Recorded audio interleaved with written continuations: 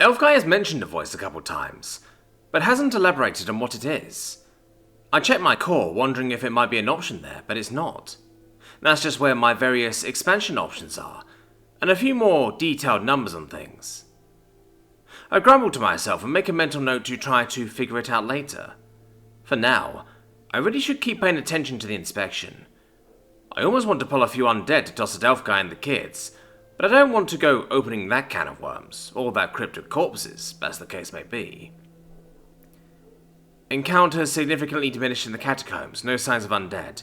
Neverest would have certainly assaulted us by now, and Fordok should have access to undead if it's assumed the boneyard. Yvonne speaks up. The dungeon does have the undead spawners. They're located in a crypt on the surface, which is sealed. There are the 2 undead scions, though. Thing, the crawling hand, and Grim, the grounds reaper. The whole party all look a bit surprised by that, and the elf speaks up first. Can you take me to see them then? Undead scions tend to make the guild anxious. Freddy nods at that, looking unhappy at that development. I have Timo nod, and so Yvonne nods as well. Things should be in the enchanting lab not far from here. I believe the dungeon intends to use it to enchant things, just as it uses the Ansign for alchemy. Come. She has to lead them around even more traps, as the enchanting lab was one of Neverest's most important rooms. I'm just looking forward to the traps wearing off, so I can look over the shoulders of whatever enchanters come delving. Elf Guy and the kids definitely seem a bit more tense now, which I can't really blame them for. Undead scions kinda imply an intent to use more undead, which not many would like to see happen.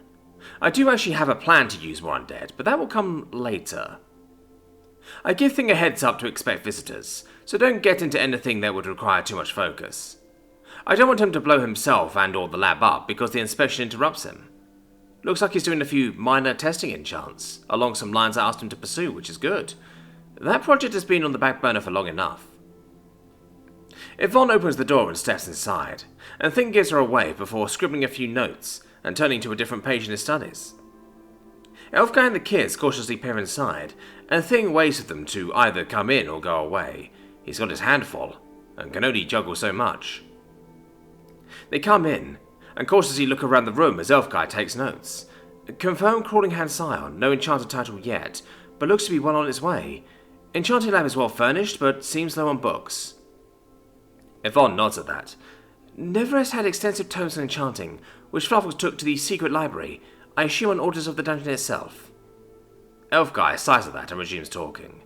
Fordok has sequestered Neverest's notes on enchanting in its secret library. Fordok has shown a pointed interest in information and controlling what information is made available. Can't confirm definitely, but seems most likely Fordok doesn't wish knowledge of Neverest's more odious enchantments to be made public. He glances towards Yvonne and lowers the rock as he addresses her. Though, if it does find something to more easily counter life drinking, I hope you'll be able to convince it to share. She stiffens a bit at the mention of that enchantment, and simply gives a tight-beaked nod. Elf Guy may be a professional, but he's not the most diplomatic, I guess. While that's been going on, Rhonda's been watching Things experimenting and taking notes, and Freddy seems to be watching Thing itself. Both seem fascinated in their own way. Rhonda is definitely watching Thing's technique, and I think is trying to copy his motions to remember with her own magic weaving. Freddy is watching Thing's movement, and seems to just be growing more confused. It's not acting like a crawling hand should, he finally says to himself, though Rhonda can obviously hear. What do you mean?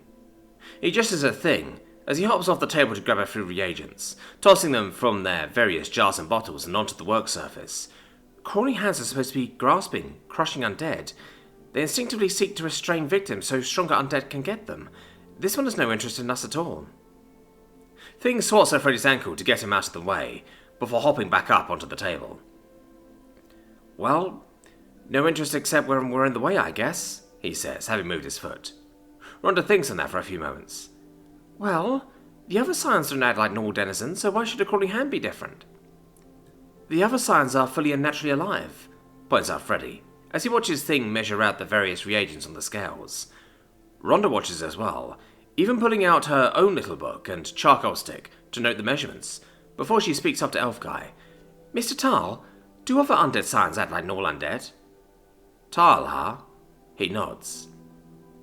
Every other undead scion that I've personally seen, has been part of a belligerent dungeon at best, and so combat-oriented. With this hand, though, it would seem the behaviour has more to do with what the dungeon wants of them, like with other scions.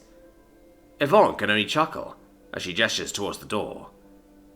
If you think this one is odd, you should see Grim, the skeleton scion, and Grounds Reaper.